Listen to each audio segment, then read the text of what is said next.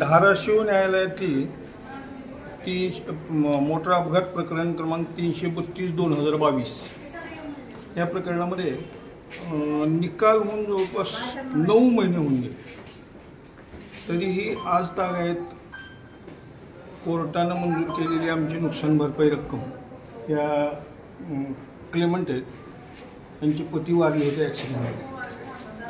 त्यामध्ये S T महामंडळावर जी काही रक्कम बसलेली आहे ती रक्कम यासहित आजपर्यंत ह्यांनी भरणा केलेली नाही.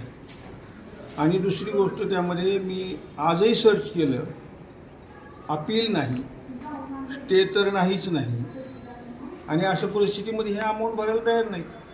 म्हणजे निकाल होऊन सुद्धा पक्षकारांची ही पिळवणूक केली जाते, पक्षकारांना न्यायापासून वंचित ठेवलं जातं.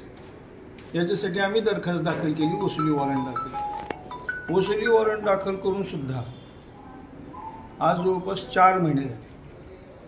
मेहरबान कोर्टाने मागच्या तारखेला 2दा त्यांना मुदत दिल्यानंतर, दरखास्तीमध्ये मुदत दिल्यानंतर त्यामध्ये मागच्या तारखेला वॉरंटची ऑर्डर केली आणि ती वॉरंटच्या ऑर्डरची अंमलबजावणी करण्यासाठी आम्ही आज इथे कार्यरत आहे.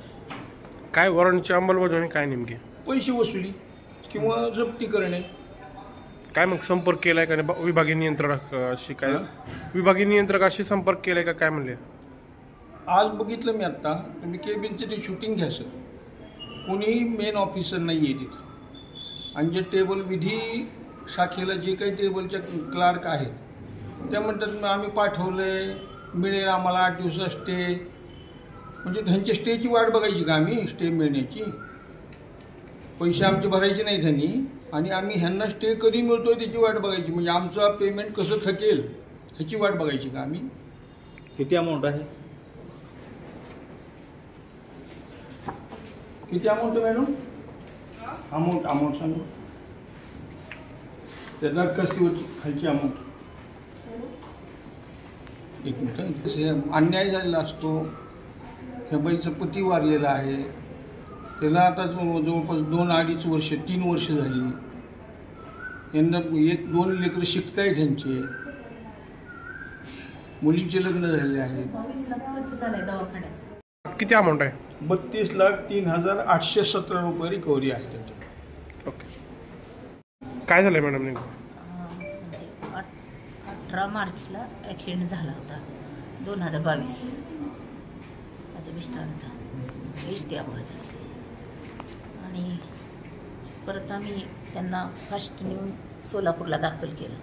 मेंदूला वगैरे मार होता, रक्तही फासोळ्या सगळ्या झाल्या. दाखल केल्यानंतर आम्ही 4 महिने दवाखान्यात होतो. 4 महिने तिथं 22 लाख रुपये खर्च आला. आमची परिस्थिती नव्हतीच आहे. सगळ्याला विनंती केली, कोणी सहकार्य केलं नाही. परत आम्ही होती जमीन ती पण विकली, घर विकलं, सगळं विकलं. माझ्या मुलाचं शिक्षण बंद झालं.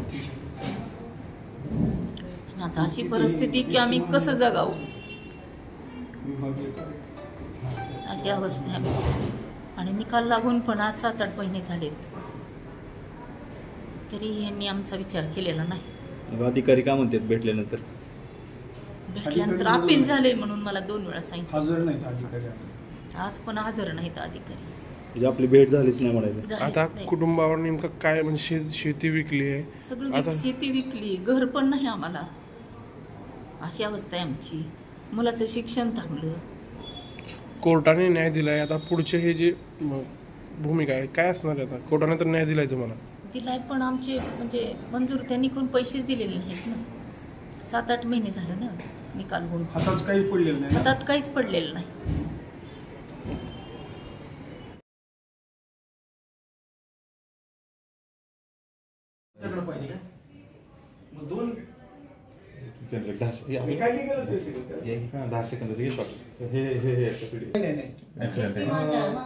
एस टी महामंडळाच्या बसने धडक दिल्यामुळं त्याच्यामध्ये हिस्ट्री अशी आहे की 2022चं प्रकरण दाखल केलं आम्ही.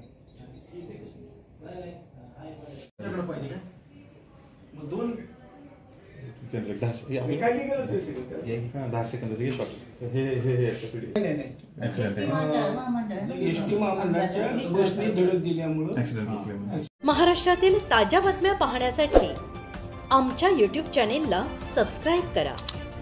इंस्टाग्राम आणि फेसबुकवर हा व्हिडिओ पाहत असाल तर फॉलो करायला विसरू नका. धन्यवाद.